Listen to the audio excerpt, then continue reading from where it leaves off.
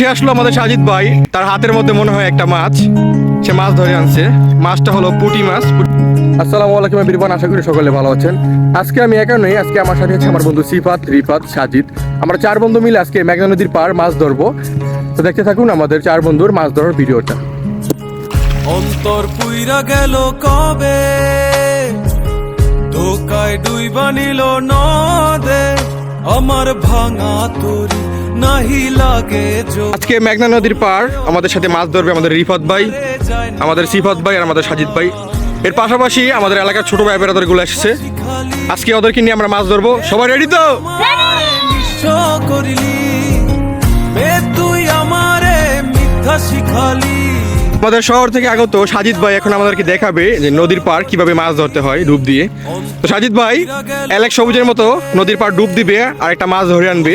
ডুইবা নিল নদে, আমার ভাঙা তরি নাহি লাগে জোড়া। উঠে আসলো আমাদের সাজিদ ভাই, তার হাতের মধ্যে মনে হয় একটা মাছ, সে মাছ ধরে আনছে। মাছটা হলো পুঁটি মাছ। পুঁটি মাছ নামে এটা।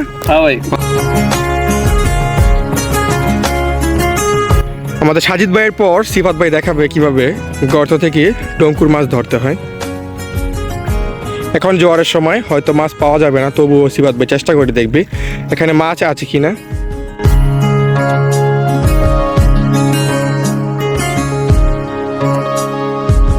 চোখ বুঝিলে দেখে আমরা অন্যদিকে চেষ্টা করব। এই যেখানে কাঁকড়া পেয়েছে, মাছ নেই তবে কাঁকড়া আছে।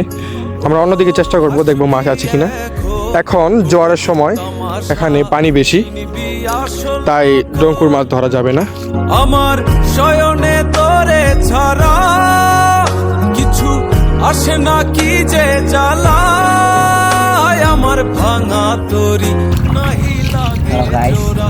আমরা আগের দিনে এই শামুক নদীর পাড় থেকে নিয়ে আপনার আমের দিনে এগুলা দিয়ে আম ছিলে খাইতাম। দেখেন এগুলা এখন এই যে এই শামুকটা, অনেকেই শামুকটাকে চিনে। ছোটবেলা আগে আমরা যখন এই চাকু ছিল না, ওই চাকুর বদলে এটা ব্যবহার করতাম। এখান দিয়ে পাকার মধ্যে নিয়ে গসতাম, এটা চাকুর মতো দাঁড় হতো, তারপর এটা দিয়ে আম ছিলে খাইতাম। তো সিবাব ওইটাই বলতেছে যে আগের দিন অনেক মজা করতাম, এগুলো নদীর পাড় থেকে নিয়ে এই আম ছিলে খাইতাম।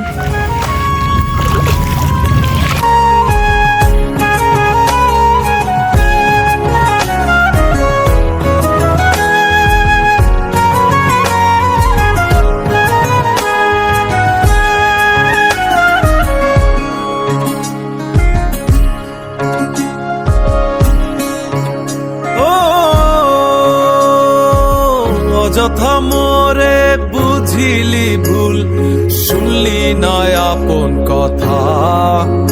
ও জানি জানি আসবি জানি, রজনীর মালা সাজা। তো